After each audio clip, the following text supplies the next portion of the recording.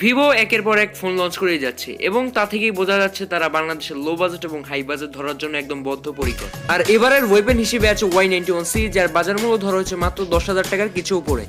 And today is the review of Vivo Y91c. So as always, Rafi with you and you are watching Rafi Gadget Reviews.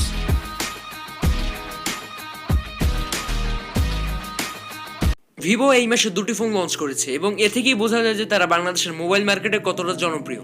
এবং তাদের এই জনপ্রিয় হয়ে ওঠার কারণ হলো একদম লো বাজেটে তারা খুব ভালো ভালো স্পেক অফার করছে। Y91c এর ডিসপ্লে হিসেবে থাকছে 6.22 ইঞ্চিস 19:9 অ্যাসপেক্ট রেশিও ফুল ভিউ ডিসপ্লে, যার রেজোলিউশন এবং PPI just same S Y91। Y91 এর সাথে ফিজিক্যাল পার্থক্য থাকছে ক্যামেরা, ফিঙ্গারপ্রিন্ট আর রমে।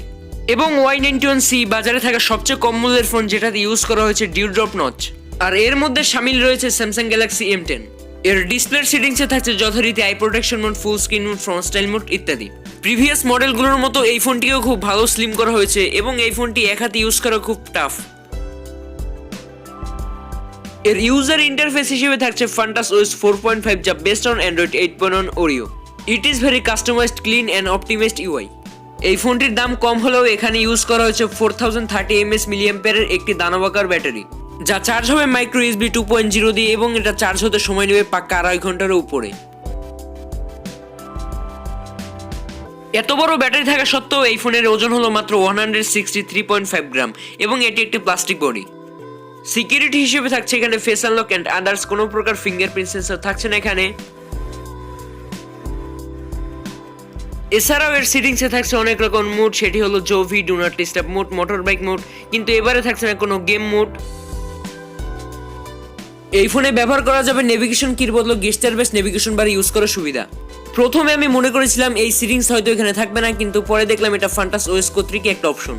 এই গেস্টার বেস নেভিগেশনটা অন করলে আপনি নিচের দিকে 3টি বার দেখতে পারবেন, যেটা অনেকটা আইফোনের মতো। আর দেখলাম এই গেস্টার ফোনের সাথে খুব ভালোভাবে অপটিমাইজড, কোনো প্রকার হ্যাং ল্যাগ চোখে পড়েনি এবং খুবই স্মুথলি কাজ করছিল এই গেস্টারগুলো। এর স্ক্রিন টু বডি রেশিও হলো 90%, যার ফলে একদম অল স্ক্রিনের ফিলটা পাবেন এবং এর ডিসপ্লের সাইড বেজেলও খুব ভালোভাবে মিনিমাল করা হয়েছে। আর এই ফোনের ডিসপ্লেটা টাচ করে খুব ভালো একটি ফিল পাবেন। ক্যামেরা সেকশনে এই ফোনটি মোটামুটি পারফর্ম করেছে। রিয়ারে থাকছে 13 মেগাপিক্সেল f2.2 অ্যাপারচার যুক্ত ক্যামেরা, আর ফ্রন্টে থাকছে 5 মেগাপিক্সেল f1.8 অ্যাপারচার যুক্ত একটি ক্যামেরা। আর ভিডিও করা যাবে সর্বোচ্চ ফুল এইচডি। এর ক্যামেরায় থাকছে না কোনো পোর্ট্রেট বা HDR মোড। ডে লাইটে এই ফোনের ক্যামেরার পিকচারগুলো খুব ভালোই আসে, বাট লো লাইটে এর অবস্থা শোচনীয়। আর এর ফ্রন্ট ক্যামেরা ছিল একদম মোটামুটি লেভেলের। এর মেইন পাওয়ার কনজাম্পশন হিসেবে থাকছে MediaTek MT6762R, যা MediaTek Heilo P22 নামে পরিচিত। এর ক্লক স্পিড হলো 2.0 GHz এবং এর জিপিইউ হিসেবে থাকছে PowerVR G8300। এতে র্যাম থাকছে 2GB ও রম থাকছে 16GB। এর অ্যাপ ওপেনিং টাইম ছিল জাস্ট ফাস্ট, অতটাও না। এটা দিয়ে মোটামুটি লো গ্রাফিক্সের গেমগুলো প্লে করতে পারবেন। বেশি একটা হেভি ডিমান্ডিং গেম প্লে করতে গেলে এই ফোনটি গরম হবে, বাট এটা ঠিকমতো প্লেও করতে পারবেন না।